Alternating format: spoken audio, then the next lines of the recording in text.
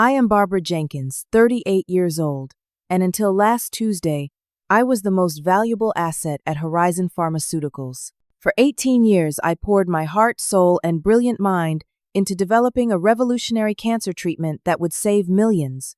Then my CEO, Marcus Wright, called me into his office with a security guard waiting outside.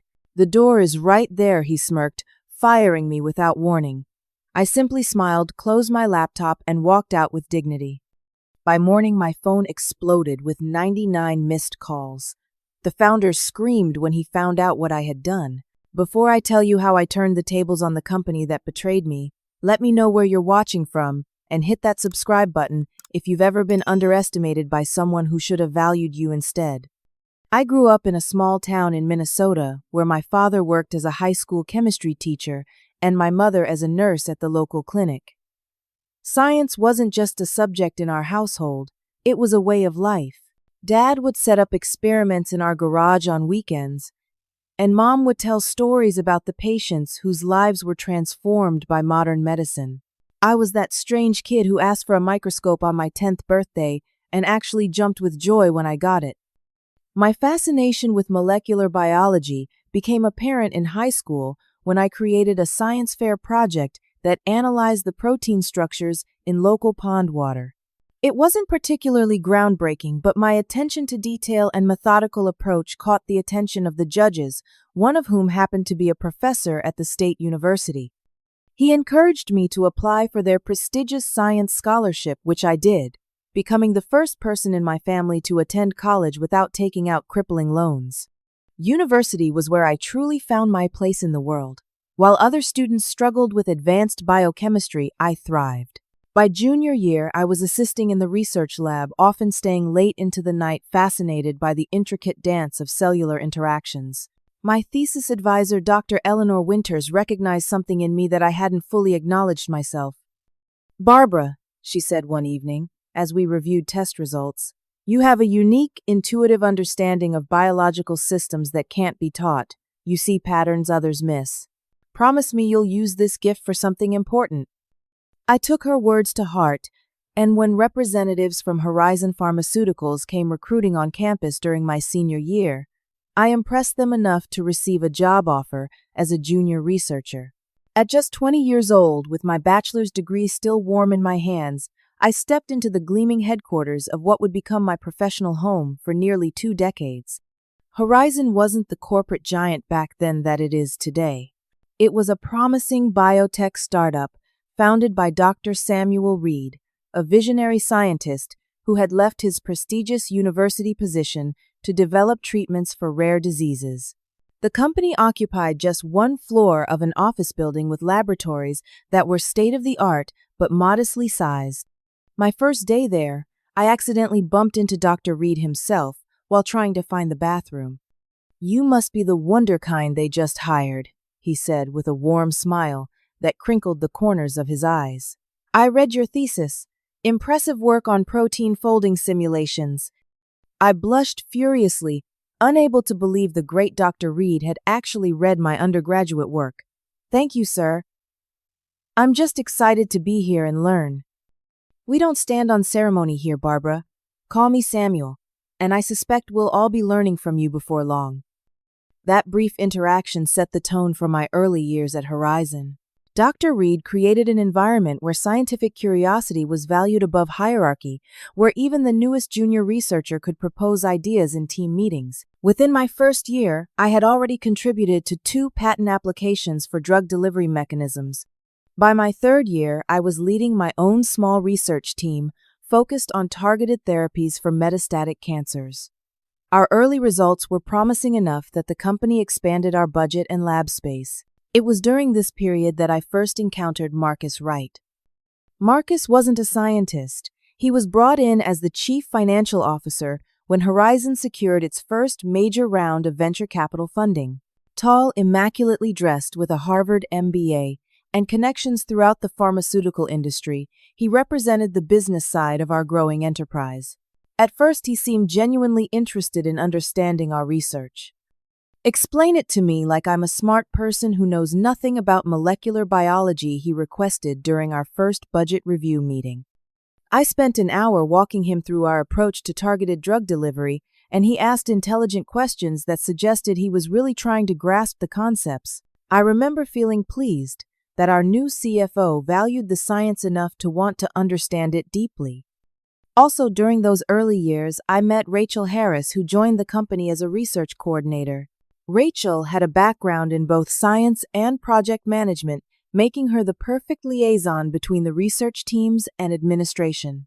We bonded immediately over our shared love of obscure scientific journals and terrible science puns.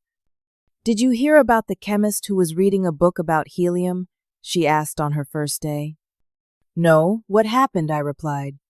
"He just couldn't put it down," she delivered with such perfect deadpan that I couldn't help but laugh. Rachel became not just a colleague, but my closest friend at Horizon.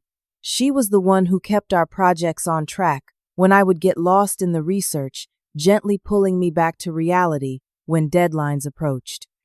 By my 7th year at Horizon, the company had grown exponentially.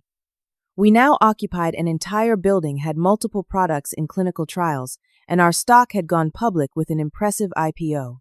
Dr. Reed remained at the helm, but the company culture was gradually shifting. More MBAs, fewer scientists in leadership roles, more talk of market share and shareholder value, less about scientific breakthrough for its own sake. I was promoted to senior research director with a substantial salary increase and a larger team under my guidance. My reputation within the industry was growing too. I was invited to speak at conferences, published in leading journals, and even featured in a Bloomberg article about rising stars in biotech. But success came with a price. My personal life became increasingly sparse. Dating was difficult when I routinely canceled plans to continue promising experiments. My parents gently complained that they saw me only on major holidays, and even then I was often distracted, my mind still in the lab. I told myself it was a necessary sacrifice for work that could potentially save countless lives. It was also during this period that I began to notice subtle changes in Marcus Wright's demeanor. As he ascended to Chief Operating Officer, his interest in the scientific details seemed to wane, replaced by an intense focus on which projects would yield the quickest returns. In meetings, he would interrupt technical discussions with questions about market potential and development timelines. "That's all fascinating," he would say, cutting off detailed explanations, "but can we bring it to market within 18 months? If not, perhaps we should reallocate resources." Dr. Reed would often counter these suggestions, insisting that good science couldn't be rushed and that our long-term value lay in breakthrough innovations, not incremental improvements to existing drugs. I was grateful for his defense of our research philosophy, though I noticed the board members increasingly nodded along with Marcus's points. Despite the shifting corporate winds, my team and I remained devoted to our work. We were pursuing something that kept me awake at night with excitement, a novel approach to treating aggressive forms of cancer by essentially reprogramming the immune system to recognize and destroy cancer cells more effectively than any existing immunotherapy. The science was cutting edge, the potential enormous, and the challenges formidable. But I was in my element, leading a team of brilliant researchers who shared my vision and dedication. Little did I know that this project would become both my greatest triumph and the catalyst for the most painful betrayal of my professional life. The breakthrough came on a Tuesday evening in October, when most of the building had emptied out. I had stayed late, as was my habit, reviewing data from our latest series of experiments. For months, we had been testing various modifications to our immunotherapy approach with incremental improvements, but nothing transformative. I was about to pack up when I noticed something odd in one of the data sets. A sample that should have shown minimal immune response was showing remarkable activity. At first, I assumed it was a measurement error or contamination. I called Jason, one of my team members, who had also stayed late. "Can you look at this? Am I seeing things, or is sample G7 showing 98% tumor cell death?" Jason peered at the screen, then checked the original plates. "That's not possible. G7 was our negative control with the inactive compound." We spent the next 3 hours rerunning tests, checking and rechecking our procedures. By midnight, we had confirmed it wasn't an error. Somehow, the compound we thought would be inactive had been transformed during our preparation process into something extraordinary. We need to figure out exactly what happened, I said, my heart racing with excitement. Document everything. What we did, what we used, every single detail. Over the next week, our team worked around the clock to understand and replicate the unexpected result. It turned out that a specific combination of temperature, timing, and catalyst had created a molecular configuration we hadn't anticipated, one that enabled our therapeutic agent to bind to cancer cells with unprecedented precision while leaving healthy cells completely untouched. When we presented our findings to the broader research department, the initial reaction was skepticism bordering on disbelief. "These efficacy numbers can't be right," said Dr. Malcolm Foster, head of oncology research. "Nothing works this well in the initial phase." I thought the same thing, I replied. "We've verified the results 6 different ways. This is real, Malcolm." As the implications sank and excitement spread through the scientific team, we immediately formed a specialized task force to develop the discovery with the best minds from multiple departments volunteering to join. Dr. Reed allocated emergency funding to accelerate our work, bypassing the usual budget approval process. "If this pans out the way it looks," he told me privately, "you've just changed the future of cancer treatment." The next 18 months were the most intense of my career. I practically lived in the lab, often sleeping on the couch in my office, rather than wasting time commuting home. My team showed similar dedication, understanding the potential impact of what we were developing. We refined the compound, optimized the production process, and conducted extensive testing across different cancer types. The results were consistently extraordinary. 89 to 97% effectiveness against the most aggressive forms of breast, lung, and pancreatic cancers in laboratory models with virtually no toxicity to healthy cells. When we moved to our first animal trials, the results held up. Mice with tumors that would normally be terminal showed complete remission in 78% of cases. The remaining 22% showed significant tumor reduction. As news of our progress spread within the company, I noticed increased attention from the executive floor. Marcus Wright began appearing in our lab area, something he had rarely done before. He would ask for updates and demonstrations, bringing along board members and potential investors. "Our revolutionary cancer therapy," he would call it during these tours, though he still seemed fuzzy on the technical details of how it actually worked. I didn't mind his promotional language. Securing funding was his job after all. But I did notice that in these presentations, my role as the lead developer was increasingly minimized. It became Horizon's breakthrough rather than Dr. Jenkins's team's discovery. The emotional impact of our work became undeniably real when we began our first small human trial with 24 patients who had exhausted all other treatment options. These were people with weeks or months to live, willing to try our experimental therapy as a last resort. I will never forget meeting Angela, a 34-year-old mother of 3 with stage 4 pancreatic cancer. Her doctors had given her less than 2 months. Her eyes held no hope when I first explained the treatment to her, just a weary acceptance and a desire to try anything that might give her more time with her children. 6 weeks after her first treatment, Angela's scans showed a 60% reduction in tumor size. After 3 months, she was in partial remission. Seeing her face when we gave her the news, watching her call her husband and children while tears streamed down her face, crystallized for me the true value of our work. Similar stories emerged from other patients in the trial. Not everyone responded as dramatically as Angela, but 87% showed significant improvement far beyond anything existing treatments could achieve. The potential value of our patent became apparent when market analysts began speculating about it. A treatment this effective for multiple forms of cancer could be worth billions. Internal projections suggested initial valuations around $790 million, with potential to exceed $2 billion as applications expanded. As we prepared to file the patent application, I worked closely with our legal team to document every aspect of the discovery and development process. I was listed as the primary inventor, with key team members as co-inventors. Dr. Reed personally reviewed the application before it was submitted. "This is your legacy, Barbara," he said with genuine pride, "a discovery that will save countless lives and cement Horizon's place in medical history. I couldn't be prouder of what you've accomplished." The company held a celebration when the patent application was filed. In a large conference room decorated with balloons and banners, Dr. Reed gave a speech honoring our team's achievement. He presented me with a small crystal award engraved with my name and the date. To Barbara Jenkins, he toasted, raising a glass of champagne, whose brilliance and persistence have created hope where there was none. I felt on top of the world that night, surrounded by colleagues who had become friends celebrated for work that would make a real difference.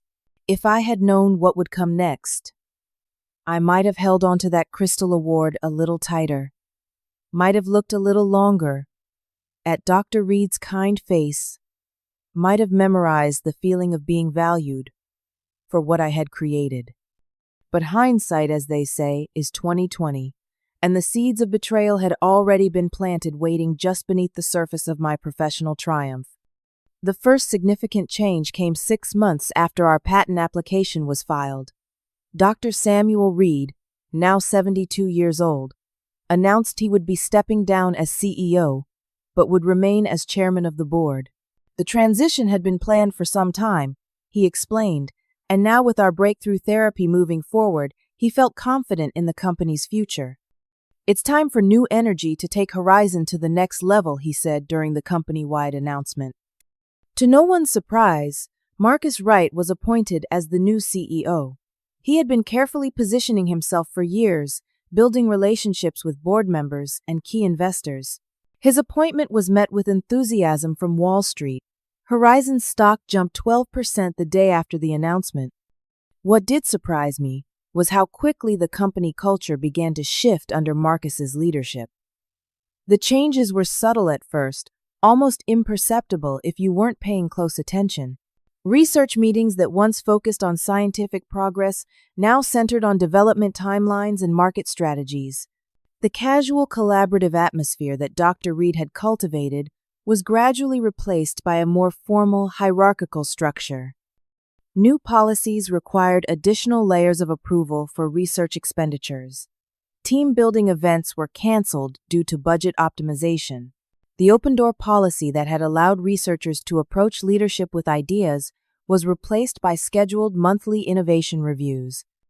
More concerning were the changes I noticed regarding our cancer treatment project.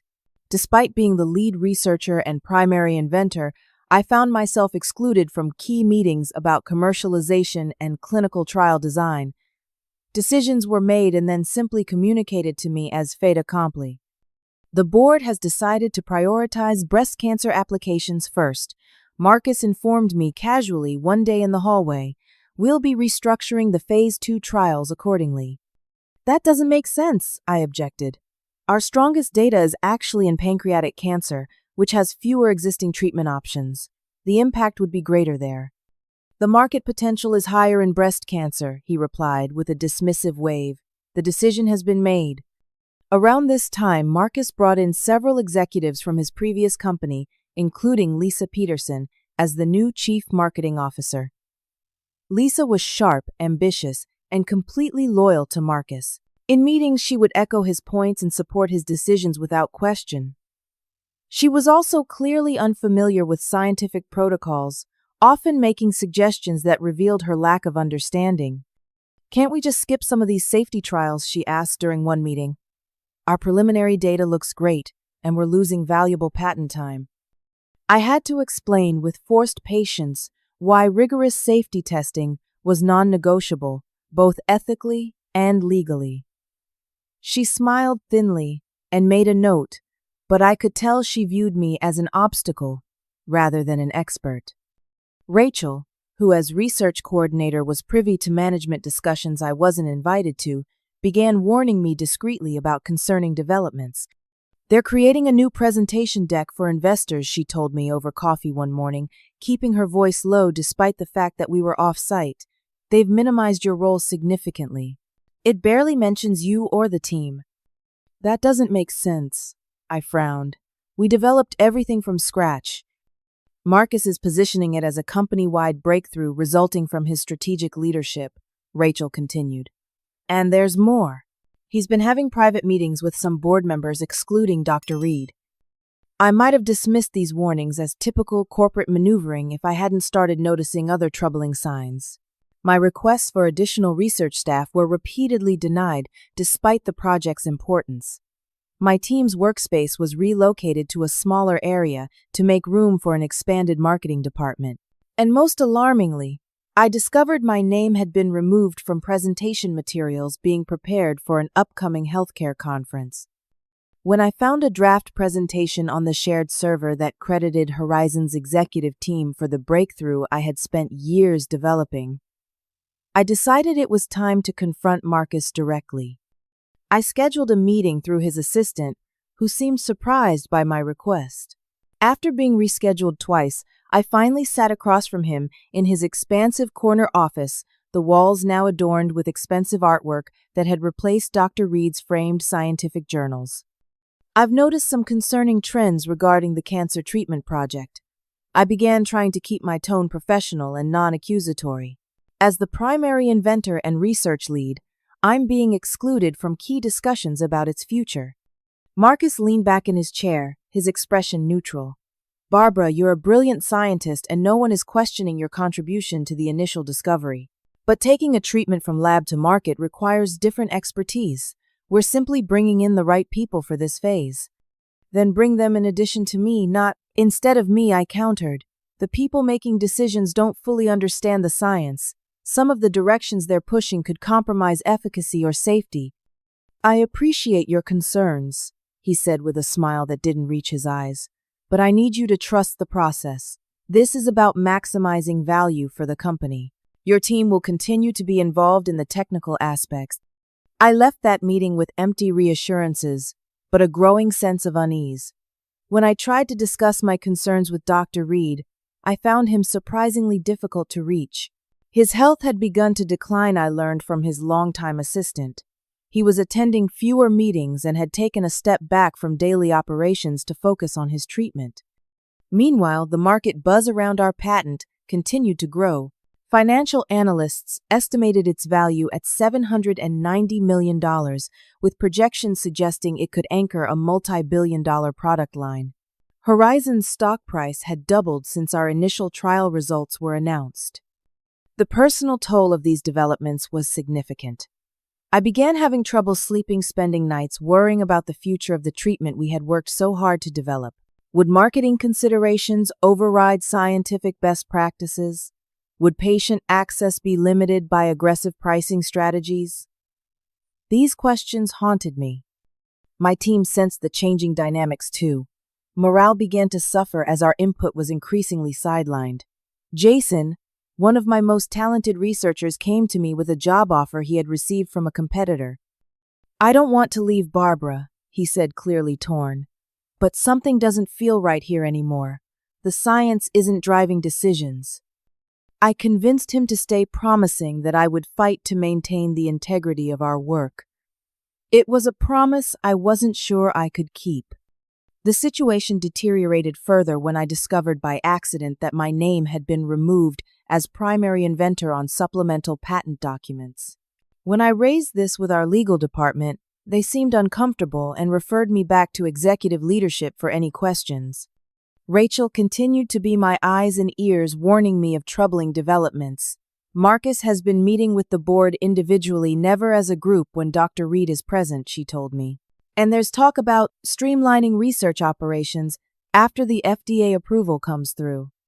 The implication was clear. Once the treatment received approval, the researchers who developed it might become expendable. I tried once more to speak with Dr. Reed, finally catching him on a rare day he was in the office. He looked thin and tired, his once vibrant energy dimmed by illness and treatment. I've heard your concerns about Marcus's leadership, he said, his voice weaker than I remembered. I've spoken to him about keeping the scientific team central to decision-making. He's assured me that's his intention. With all due respect, Dr. Reed, his actions tell a different story, I replied gently. The integrity of the research is being compromised. He sighed deeply. Let me look into it more carefully. This treatment matters too much to let corporate politics interfere. Give me some time, Barbara. But time, it seemed, was running out faster than either of us realized. The morning it happened started like any other. I arrived at 7:30 earlier than most of my colleagues, enjoying the quiet hour to review data before the day's meetings began. My inbox contained the usual mix of research updates, administrative notices, and industry news. Nothing suggested it would be my last day at Horizon Pharmaceuticals. At 9:15, I received a calendar invitation for a 10 o'clock meeting with Marcus Wright.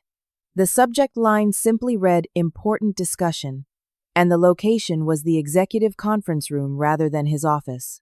The invitation included Jessica Barnes from Human Resources as an attendee. A chill ran down my spine. The inclusion of HR could only mean bad news. Still, I couldn't imagine being terminated. Despite the recent tensions, I was the primary inventor of the company's most valuable intellectual property, the researcher with the deepest understanding of the technology. Removing me would be not just ungrateful but utterly illogical. I spent the next 45 minutes trying to focus on work while my mind raced through possibilities. Perhaps it was a reorganization. Maybe they were moving me to a different role, one with less influence but still within the company. Or perhaps Marcus had finally recognized the need to include me in strategic decisions, and this was some kind of reconciliation meeting. At 9:55, I gathered my laptop and notebook and headed to the executive floor. The receptionist, who had always greeted me warmly in the past, avoided eye contact as she directed me to the conference room. Inside, Marcus sat at the head of the table with Lisa Peterson beside him. Jessica, from HR, occupied a chair near the door, a folder placed neatly in front of her. Barbara, thank you for joining us. Marcus began with a formality that confirmed my worst suspicions. This isn't an easy conversation, but after careful consideration of the company's future direction, we've decided to eliminate your position effective immediately. The words hit me like a physical blow. 18 years of dedication. The breakthrough discovery that was poised to transform cancer treatment. The countless nights and weekends sacrificed, all reduced to corporate doublespeak about future direction. On what grounds, I asked, fighting to keep my voice steady. We're consolidating research leadership as we transition to commercialization. Lisa interjected smoothly. Your specific role has become redundant in the new structure. Redundant, I repeated incredulously. I'm the primary inventor of the patent that analysts value at nearly $800 million. I know the science better than anyone in this company. The development phase is complete, Marcus stated flatly. We have comprehensive documentation and a team trained in your methodologies. The company needs to evolve, and unfortunately, that means some changes in personnel. I looked directly at Marcus, searching his face for any sign of humanity or recognition of the magnitude of this betrayal. What I saw instead was something close to satisfaction, a subtle smirk that suggested he had been planning this moment for some time. The door is right there, he said, nodding toward the exit, when I didn't immediately respond. In that moment, something crystallized within me. A strange calm descended where panic and outrage should have been. Years of observing corporate maneuvering had taught me that emotional reactions were precisely what people like Marcus counted on. They expected tears, pleading anger outbursts that would justify their decision and make them feel righteous in their betrayal. Instead, I simply nodded, closed my laptop, and stood. I understand, I said quietly. Jessica from HR looked surprised by my composure. I have some paperwork for you to sign, she said, opening her folder, and information about your severance package. I'll need time to review any documents with my attorney, I replied. You can email them to me. Marcus frowned. This wasn't following his script. We need these signed today before you leave the building. That won't be possible, I said calmly. Employment law gives me a reasonable time to review severance agreements with counsel, unless you'd like to add legal complications to this situation." His jaw tightened almost imperceptibly. "Fine. Jessica will email you the documents. In the meantime, security will escort you to collect your personal belongings." A security guard I recognized as Kevin, who had always nodded hello in the mornings, waited awkwardly outside the conference room. He couldn't meet my eyes as he followed me to my office. "I'm sorry about this, Dr. Jenkins," he murmured as we walked. "It's not right what they're doing." "It's not your fault, Kevin," I assured him. My team members watched in shock as I began packing up 18 years of professional life into a cardboard box. Books, awards, photos, the few personal items that had made my office feel like a second home. Most of my files were digital, of course, and I knew my access had probably already been revoked. Rachel appeared in my doorway, her face pale with disbelief. "This can't be happening," she whispered. "Apparently it is," I replied, trying to keep my voice light for the sake of my team. She glanced at Kevin, the security guard, then stepped closer under the pretense of helping me pack a shelf. As she handed me a framed photo, she slipped something into my pocket. "Don't react," she whispered. "External backup of key files. They've already started locking everything down." I gave her a nearly imperceptible nod, continuing to pack as if nothing had happened. Jason and the rest of my research team gathered at the edges of my office, their expressions ranging from shock to anger to fear for their own positions. I made a point of meeting each of their eyes, trying to convey strength rather than defeat. "It's been an honor working with all of you," I said simply. "Keep the science first. That's what matters." The walk through the research floor to the elevator was excruciating. Colleagues I had worked with for years watched in stunned silence as Kevin escorted me box in arms toward the exit. Some looked away, uncomfortable with witnessing my humiliation. Others made small gestures of support, a hand on heart or a respectful nod. At the lobby, Kevin handed me off to another security guard who walked me to my car in the parking garage. He watched as I placed the box in my trunk, then awkwardly wished me good luck before turning back toward the building. Once alone in my car, the full weight of what had happened began to sink in. My hands shook as I gripped the steering wheel. 18 years gone in a 15-minute meeting. The work I had poured my heart and soul into now in the hands of people who valued profit over purpose.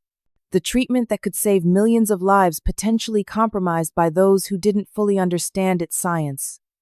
I allowed myself exactly 5 minutes of tears in that parking garage. 5 minutes to feel the pain, the betrayal, the sheer injustice of it all. Then I wiped my eyes, started the car, and drove home with one thought crystallizing in my mind. This wasn't over. At home, I moved on autopilot, setting my box of belongings on the kitchen table and making a cup of tea. I had no intention of drinking. My mind was already shifting from emotion to analysis, from victim to strategist. I remembered Rachel's whispered words and reached into my pocket, pulling out a thumb drive. Whatever was on it might prove valuable, but I needed to be careful. Corporate espionage allegations could destroy any chance of fighting back effectively. As the reality of my situation settled around me like a heavy fog, I permitted myself one more moment of grief for the career I had built and lost. Then I picked up my phone and made a call to someone I hadn't spoken with in years, a former colleague who had moved into legal practice specializing in intellectual property. "Franklin, it's Barbara Jenkins. I need your help, and it can't wait until morning." The wheels were already turning in my mind. Marcus Wright had made a critical mistake. He had underestimated both my resilience and my understanding of patent law. He was about to learn that firing the inventor didn't mean he owned the invention, especially when proper protocols hadn't been followed. By midnight, my shock had transformed into resolute determination. I would not go quietly. I would not let my life's work be stolen. And most importantly, I would not let patients who needed this treatment become pawns in a corporate game of profit and power. The night was long, but by dawn I had a plan, and Marcus Wright's world was about to implode. Once the initial shock subsided, I turned my attention to the thumb drive Rachel had slipped me. Plugging it into my laptop, I found a folder containing hundreds of documents, emails, meeting minutes, draft presentations, and most importantly, the complete history of our patent filing process. I spent hours methodically going through the files looking for anything that might help me understand what had happened and what, if anything, I could do about it. Around 2 in the morning, I found it buried in an email thread between Marcus and the legal department from 6 months earlier. Confirm that Jenkins has signed the updated inventor assignment agreement before proceeding with the next filing, wrote the head of legal in an email to Marcus. Marcus's reply was short but devastating. Proceeding without it. Time sensitive. We'll handle Jenkins later. My hands froze over the keyboard. The inventor assignment agreement was a critical document that formally transferred my rights as inventor to the company. I had signed the standard agreement when first employed at Horizon, but apparently there was an updated version specific to this patent that required my signature. And according to this email, Marcus had proceeded without it. I quickly searched through more files and found the draft agreement that had never been presented to me for signature. It contained specific language about the cancer treatment technology that wouldn't have been covered under my original employment agreement. Heart racing. I immediately called Franklin Reeves, the patent attorney I had reached out to earlier. "I know it's the middle of the night," I said when he answered groggily, "but I found something critical." I explained my discovery, and despite the hour, Franklin became fully alert. "If what you're saying is true, this could be significant," he said cautiously. "Under U.S. patent law, inventorship rights are fundamental. If proper assignment wasn't completed, you may still retain rights as the inventor." "What does that mean practically?" I asked. "It means we need to move quickly before they discover the oversight and try to remedy it," Franklin replied. "Can you come to my office first thing in the morning? Bring everything you have." I barely slept that night, my mind racing with possibilities and fears. By 6:30, I was at Franklin's office with the thumb drive and every relevant document I could gather. Franklin brought in 2 colleagues who specialized in intellectual property disputes, and together we spent the morning analyzing the situation from every angle. The conclusion they reached sent a surge of hope through me. "Based on what we're seeing, you have a strong case for asserting your inventorship rights," Franklin explained. "The company failed to secure proper assignment for this specific technology, and they proceeded with patent filings, knowing this gap existed." "So what exactly does that mean?" I asked, trying to temper my expectations. "It means you potentially have leverage," he said. "Significant leverage. Without a valid assignment, the company's claim to exclusive ownership of the patent could be challenged. At minimum, you could assert rights as a co-owner. At maximum, if we can prove willful circumvention of proper procedures, you might be able to claim primary ownership." The implications were staggering. If I could establish legal rights to the patent, I could potentially control how the treatment was developed, manufactured, and distributed. I could ensure it reached patients who needed it most, not just those who could afford premium prices. "What's our next move?" I asked, a plan already forming in my mind. "We file emergency motions with the patent office and potentially the courts," Franklin explained. "We need to formally assert your rights before Horizon realizes the vulnerability and tries to get you to sign away your rights retroactively." While the legal team began preparing documents, I made another crucial call, this time to Dr. Samuel Reed. His assistant initially tried to deflect, citing his health issues, but I insisted it was an emergency regarding the cancer treatment patent. To my surprise, Dr. Reed himself called back within 20 minutes. "Barbara, I just heard about your termination," he said, his voice weak, but his concern evident. "I was in treatment yesterday and out of reach. What's happened?"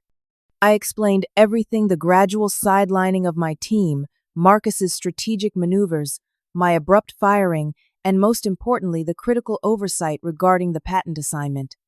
There was a long silence before Dr. Reed spoke again. "This is not what Horizon was built for," he finally said, his voice now steel beneath the frailty. "This treatment was meant to help people, not become a corporate pawn. What do you need from me?" "I need to meet with you and the original board members," I replied. "Those who understand the mission before profits became the priority." Come to my home this evening, he said without hesitation. I'll make the calls. With that piece in motion, I contacted 3 trusted members of my former research team, including Jason, asking them to meet me at a coffee shop far from Horizon's offices. All 3 came without question.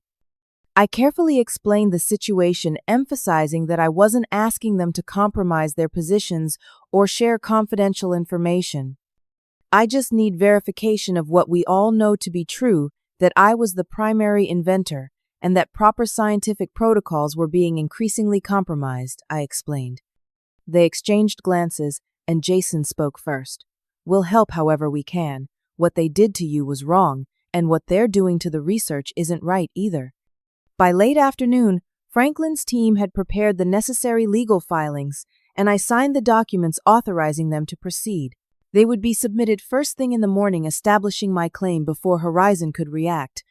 My next call was to Amanda Chen, a journalist at the Wall Street Journal who had covered biotech innovations for years. We had met at several conferences, and she had interviewed me about previous research. I have a story you might be interested in, I said when she answered. It involves a $790 million cancer treatment patent, corporate malfeasance, and a fight for inventorship rights. You have my full attention, she replied. Can we meet tonight? I agreed to speak with her after my meeting with Dr. Reed, providing enough details to pique her interest without revealing my full strategy. As evening approached, I prepared for what might be the most important meeting of my career. I organized my evidence, practiced my presentation, and steeled myself for the challenge ahead. Dr. Reed's home was a modest colonial in the suburbs, nothing like what one might expect from the founder of a billion-dollar pharmaceutical company. I was shown into his study where he sat with 3 other people. Dr. Margaret Chen, one of the original board members and a respected oncologist. Michael Torres, a current board member, known for his ethical stance, and Judith Klein, Horizon's former general counsel, who had retired 2 years earlier. Thank you all for coming. I began, my voice steadier than I expected. What I'm about to share will be disturbing, but I believe it's critical for the future of a treatment that could save millions of lives. Over the next hour, I methodically presented the evidence of what had happened, the improper patent assignment, the systematic effort to minimize my contribution, and ultimately my wrongful termination. I then outlined the legal steps I was prepared to take. By tomorrow morning, my attorneys will file motions that could potentially invalidate Horizon's exclusive claim to the patent, I explained. I don't take this step lightly, but I believe it's necessary to protect both the scientific integrity of the treatment and ensure it reaches the patients who need it most. The room was silent when I finished. Dr. Reed, who had listened intently despite his obvious fatigue, was the first to speak. In 18 years, I've never been so disappointed in what my company has become, he said quietly. Nor have I ever been prouder of the integrity of one of our scientists. He turned to Michael Torres. Michael, as a current board member, what's your take? Michael, who had been taking notes throughout my presentation, looked up gravely. If even half of what Barbara has presented is accurate, Marcus has violated his fiduciary duty to the company and shareholders. The potential legal exposure is enormous, not to mention the ethical breach. Judith Klein, the former counsel, nodded in agreement. The failure to secure proper assignment is a fundamental error that could invalidate Horizon's exclusive control of the patent. Any competent legal team would have ensured this was done correctly. What do you want, Barbara? Dr. Reed asked directly. What's your ideal outcome here? I had thought carefully about this question. Revenge would be satisfying, but ultimately hollow. Money alone wasn't my motivation. What mattered most was the treatment itself and the patients who needed it. I want 3 things, I replied. First, I want scientific integrity restored to the development process, with decisions based on patient outcomes, not just profit margins. Second, I want acknowledgement of my team's contribution and my role as primary inventor. And third, I want a commitment to an access program that ensures this treatment reaches patients regardless of their financial circumstances. Dr. Reed nodded slowly. Those terms align with what Horizon was meant to be. He turned to the others. I propose we call an emergency board meeting for tomorrow. Michael, can you speak with the other independent directors tonight? Already texting them, Michael replied, his phone in hand. As the meeting concluded, Dr. Reed walked me to the door, moving slowly with the aid of a cane. "Marcus underestimated you," he said, with a hint of his old smile. "A common mistake made by those who value politics over substance." "Thank you for believing me," I said sincerely. "It's not about belief, Barbara. It's about knowing who you are." He squeezed my hand weakly. "Now go finish what you've started." I left his house with renewed determination and headed to meet Amanda Chen. The journalist listened attentively as I shared a carefully curated version of events, enough to establish the story without compromising my legal strategy. She asked sharp, insightful questions and promised to begin researching immediately, with a possible story ready within days. By the time I returned home, it was past midnight. Exhausted but resolute, I checked in with Franklin, who confirmed everything was ready for filing first thing in the morning. I finally fell into bed around 1:30, setting my alarm for 6. Whatever happened next, I had done everything possible to prepare. The pieces were in place, the strategy set. As I drifted off to sleep, I allowed myself a small smile at the thought of Marcus Wright's reaction when he realized what I had set in motion. The smirk he had worn when saying the door is right there would soon be replaced by something very different indeed. My phone began ringing at 5:47 the next morning. Still groggy, I fumbled to silence it without checking the caller. 2 minutes later it rang again, and again. By 6:15, when my alarm actually went off, I had 12 missed calls from various Horizon numbers, including 3 from Marcus Wright himself. As I prepared coffee, the calls continued. My email inbox was flooding with messages bearing subject lines like "urgent, immediate response required" and "legal matter requiring attention." I ignored them all, following Franklin's advice to avoid any communication until our filings were complete. By 7:30, my voicemail was full and the text messages had started. I counted 99 missed calls in total before I finally answered one from Dr. Reed. "It's happening," he said without preamble. "Marcus received notification of your legal filings at 7 this morning. The emergency board meeting is set for 10. He's in complete meltdown." "Has he figured out the full implications?" I asked. "I don't think so," Dr. Reed replied. "He keeps insisting it's a minor technical issue that can be easily resolved. The board isn't convinced." I thanked him for the update and called Franklin next, who confirmed our filings had been submitted successfully. "The court has granted our emergency motion for temporary recognition of your inventorship rights pending full review," he explained. "Basically, they can't proceed with any patent-related activities without your involvement until this is resolved." "How long will that take?" I asked. "Hard to say. Could be months. But here's what matters. They can't complete the FDA approval process without patent certainty. Every day of delay costs them millions in potential revenue and market advantage." At 9:15, my phone rang with a number I didn't recognize. Against my better judgment, I answered. "What have you done?" Marcus's voice exploded through the speaker. His normally controlled demeanor had completely shattered. "Good morning, Marcus," I replied calmly. "I assume you've received the legal notifications." "This is corporate sabotage. You stole confidential documents. You'll never work in this industry again," he shouted. "Actually, it's enforcement of inventorship rights under U.S. patent law," I corrected him. "As for confidential documents, everything I have access to pertains directly to my work as primary inventor, which I'm legally entitled to retain."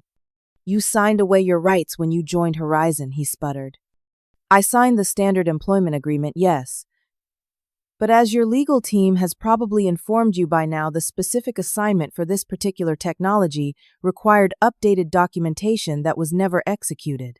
Your team proceeded with filing despite the head of legal explicitly warning you about this requirement." There was a moment of stunned silence before Marcus spoke again, his voice now dangerously quiet. "What do you want, Barbara? Money? Is that it? Name your price."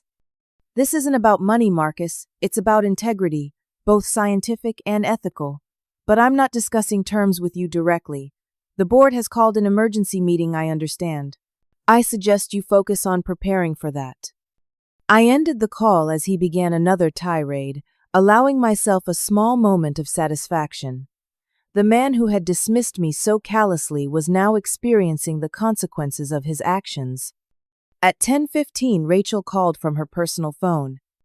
"It's absolute chaos here," she reported in a hushed voice. "Marcus has the legal team barricaded in the conference room. Lisa Peterson is trying to do damage control with the executive team, but no one's buying it. And the stock is in free fall. It's down 23% already as rumors spread." "What about the research team?" I asked, concerned for my former colleagues. "Celebrating quietly," Rachel admitted. "Jason brought in donuts. Morale has actually improved now that people see there might be consequences for bad behavior at the top." The Wall Street Journal called next. Amanda Chen had been busy overnight corroborating key elements of my story with other sources. "We're running with it in tomorrow's edition," she informed me. The headline is, "Patent Dispute Threatens Billion-Dollar Cancer Drug-Fired Inventor Claims Rights." Any comment you want to add? I provided a carefully worded statement that Franklin had helped me prepare, focusing on the scientific integrity of the treatment rather than personal grievances. By noon, the situation had escalated further. Dr. Reed called again after the board meeting concluded. "It was a bloodbath," he reported. Marcus tried to downplay the issue, but our outside counsel confirmed the seriousness of the patent vulnerability. When questioned directly about proceeding without proper assignment, he claimed it was an administrative oversight. "And did the board accept that explanation?" I asked. "Not after Michael Torres produced copies of the emails showing Marcus was explicitly warned and chose to ignore legal advice," Dr. Reed replied. "The board has authorized direct negotiation with you and suspended Marcus pending investigation." I allowed myself a moment to absorb this news. What happens next? "They've appointed a 3-person committee to meet with you and your counsel tomorrow. I've insisted on being included despite my health. This treatment is too important." After hanging up, I turned on CNBC to find Horizon Pharmaceuticals was the top business story of the day. The ticker showed the stock down 28% as analysts speculated about the impact of the patent dispute. A financial commentator was explaining the potentially devastating effect on Horizon's future revenue projections if they lost control of their most promising drug candidate. By mid-afternoon, the story had spread to mainstream news outlets. My phone rang constantly, with calls from journalists seeking comments. Following Franklin's advice, I directed all inquiries to him, maintaining strategic silence. Lisa Peterson tried a different approach, calling from her personal cell phone. "Barbara, we need to talk reasonably here," she began, her voice honey sweet. "This situation has gotten out of hand, but I'm sure we can find a mutually beneficial resolution. Any resolution will need to address the fundamental issues of scientific integrity and proper credit," I replied neutrally. Of course," she assured me. "There's been a terrible misunderstanding. Marcus acted impulsively, and the company regrets how things were handled. We value your contribution enormously." The insincerity was palpable. "As I've told Marcus, I'm not discussing terms directly. The board has appointed a negotiation committee, and I'll work through proper channels." Lisa's saccharine tone instantly vanished. "You're making a grave mistake. We have resources you can't imagine. This won't end well for you." "Are you threatening me, Lisa?" I asked calmly. "Because that would make an interesting addition to tomorrow's news cycle." She hung up without another word. By evening, the full impact of the day's events was becoming clear. Horizon had lost over $2 billion in market value. The FDA had issued a statement acknowledging awareness of the patent dispute and indicating they were monitoring the situation as it related to the pending treatment approval. And most significantly, 3 major investors had publicly called for Marcus Wright's resignation. Dr. Reed called one last time before I went to bed. "The founder and original scientific board members are with you," he said. "We've made it clear to the current board that any resolution must honor the original mission of Horizon Science in service of patients, not profits at the expense of integrity." Thank you, Samuel, I said, using his first name for the first time in our long association. That means more than you know. Rest well, he advised. Tomorrow will be another challenging day. As I prepared for bed, mentally exhausted but resolute, my phone pinged with a text from an unknown number. It contained just 4 words. This isn't over. M.W. I smiled slightly at Marcus's childish attempt at intimidation and turned off my phone. Tomorrow would indeed be challenging, but I would face it with the confidence of someone who had truth and principle on her side. The tables had turned, and no amount of corporate power could change that fundamental reality.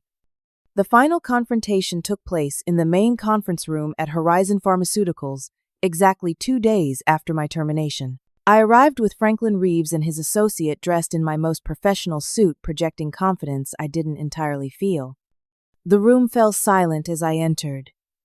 Seated around the polished table were Dr. Reed, looking frail but determined, Michael Torres and 2 other independent board members, the company's new outside counsel, and at the far end, Marcus Wright, who had apparently convinced the board to allow his presence despite his suspension. Lisa Peterson was notably absent, a small victory I silently celebrated. "Thank you for coming, Dr. Jenkins," began Eleanor Maxwell, the lead independent director. "We've asked for this meeting to discuss the patent dispute and explore potential resolutions that serve all interests involved." I nodded acknowledgement, but said nothing, following Franklin's advice to let them make the first substantive move. The company's attorney spoke next, a silver-haired man from a prestigious firm. "While we maintain that your employment agreement covered all intellectual property developed during your tenure, we recognize there may be some technical gaps in documentation specific to this patent. In the interest of resolving this matter efficiently, we're prepared to offer generous compensation." "My client isn't primarily interested in compensation," Franklin interjected smoothly. "As outlined in our proposal, this is about scientific integrity, proper recognition, and ensuring patient access." Marcus couldn't contain himself any longer. "This is extortion, plain and simple. She's using a clerical error to hold a life-saving treatment hostage." Dr. Reed turned to him with surprising sharpness. "The only person who put this treatment at risk is you, Marcus, when you deliberately ignored proper legal procedure and then fired the primary inventor without cause." The board members looked uncomfortable at this direct confrontation, but no one contradicted Dr. Reed. Eleanor Maxwell redirected the conversation. "We've reviewed your proposal, Dr. Jenkins, and find several points amenable. However, the board has concerns about relinquishing too much control over commercialization decisions." What followed was 4 hours of intense negotiation, with each point carefully debated. Throughout the process, I maintained a calm, reasoned approach, focusing on the scientific and ethical principles at stake rather than personal grievances.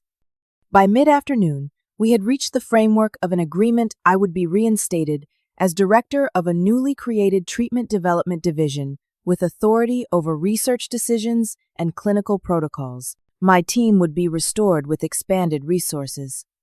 My role as primary inventor would be formally acknowledged in all patent documents and public communications.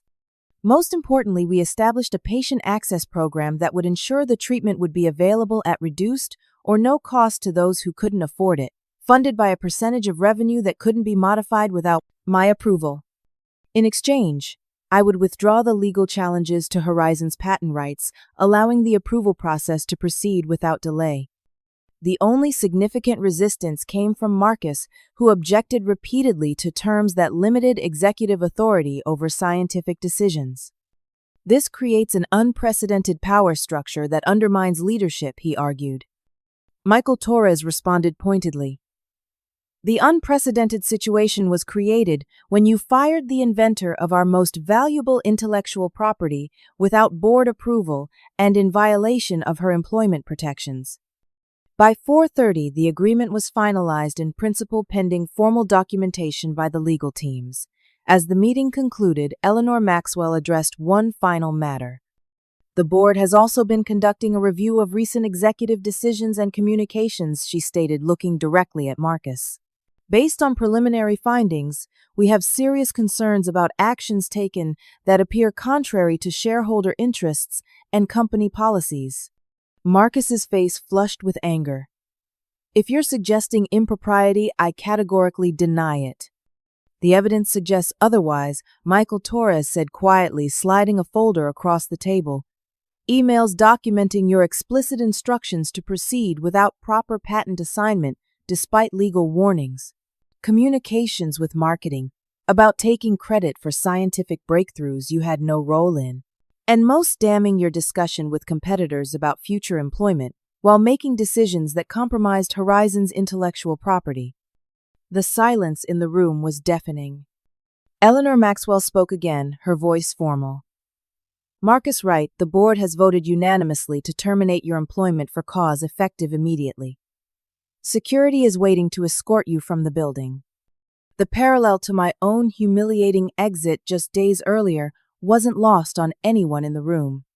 Marcus stood abruptly, his chair scraping loudly against the floor. You'll regret this, he said through clenched teeth. All of you. The door is right there, I said quietly, unable to resist. His eyes locked with mine for a moment, filled with impotent rage. Then, without another word, he stormed out of the conference room. Dr. Reed reached across the table and squeezed my hand. Justice may be slow, but it arrives eventually. The following weeks were a whirlwind of activity. News of the resolution sent Horizon's stock rebounding. The formal agreement was finalized and signed, including all the key provisions we had negotiated. The FDA review process resumed with approval expected within months. I established my new division, bringing back key team members and recruiting additional talent. Rachel was promoted to Associate Director, recognition of both her loyalty and her capabilities. Jason, who had been on the verge of leaving, committed to staying and leading our next-generation research. 1 month after the agreement, I stood before a group of 30 researchers and support staff in our newly expanded laboratory space. Many were familiar faces, colleagues who had stood by me in spirit, if not in open rebellion. Others were new recruits drawn by our reputation for scientific excellence and ethical research practices. The work we do here isn't just about molecules and mechanisms, I told them. It's about the patients whose lives we can transform. Every decision we make, every protocol we establish, every trial we conduct must be guided by that fundamental purpose. The cancer treatment received FDA approval 4 months later, setting speed records for the review process thanks to its unprecedented efficacy data. Clinical deployment began immediately with university medical centers and major oncology practices first in line. I made a point of visiting the first treatment center on the day they administered the therapy to their initial patients. Angela, the young mother from our original trial who had responded so well, came to offer support to new patients. Now, in full remission, she brought her children along, a living testament to the treatment's potential. You fought for this, she told me, embracing me tightly. You fought for all of us. The patient access program we had established proved even more critical than anticipated. Despite pressure from financial analysts, 30% of treatments were provided at reduced cost or free of charge, reaching patients who would otherwise have had no options. Dr. Reed's health stabilized enough for him to attend the 1-year anniversary celebration of the treatment's approval. Thin but spirited, he addressed the gathered team members, board representatives, and patient advocates. When I founded Horizon Pharmaceuticals, I had a vision of science in service of humanity, he said. Somewhere along the way, that vision became obscured by other priorities. Thanks to Dr. Barbara Jenkins's courage and integrity, we found our way back to first principles. Later that evening, as the celebration wound down, I found myself alone with Dr. Reed on the building's rooftop terrace looking out over the city lights. I failed you, he said suddenly. I should have recognized what Marcus was doing, should have protected you and the work. You were fighting your own battle, I replied, referring to his illness. And in the end, you stood with me when it mattered most. He nodded, seemingly lost in thought for a moment. You know what I've learned through all this, Barbara? It's not the companies or the patents or even the scientific breakthroughs that matter most. It's the integrity of the people who steward them. That's a lesson worth learning, I agreed. "What will you do with this second chapter?" he asked. "You have unprecedented authority for a scientist in a corporate structure. Power that could change how this industry works." I had been pondering this question myself. "I'm establishing a mentorship program for young female scientists," I told him, "and working with regulatory agencies to create new standards for inventor recognition and protection." He smiled approvingly. "Building something that will outlast both the treatment and the company itself. Isn't that what we're all trying to do in some way?" I asked. "Create something meaningful that continues beyond us." The next morning, I walked through the research division, stopping to chat with team members and check on various projects. We were already working on expanding applications for the original treatment while exploring new approaches for other types of cancer. In my office, I found a small package on my desk with a note from Rachel. Inside was a custom-made nameplate for my door, bearing not just my name and title, but also the words "primary inventor" beneath them. It was a small thing, perhaps, but it represented something profound: recognition of contribution, acknowledgement of value, respect for the mind that had conceived something important. I placed it carefully on my desk, a reminder of the battle fought and won. Not just for myself, but for every scientist whose work deserved protection, for every patient who needed affordable treatment, for the principle that integrity matters even in the high-stakes world of corporate pharmaceuticals. Sometimes losing everything is just the universe making space for what you truly deserve. In my case, a momentary loss had created the opportunity for something far better: a chance to do the work I loved on my own terms, to ensure it reached those who needed it most, and to establish protections that would benefit others long after my own career had ended. That, I reflected as I began reviewing the day's research updates, was a victory worth fighting for. So I ask you, have you ever stood your ground when someone tried to take credit for your work or ideas? What gave you the courage to speak up? Share your story in the comments below, and if this resonated with you, please like, subscribe, and share with someone who might need to hear that standing up for yourself can lead to unexpected victories. Thank you for listening to my journey, and remember, your worth isn't determined by those who fail to see your value.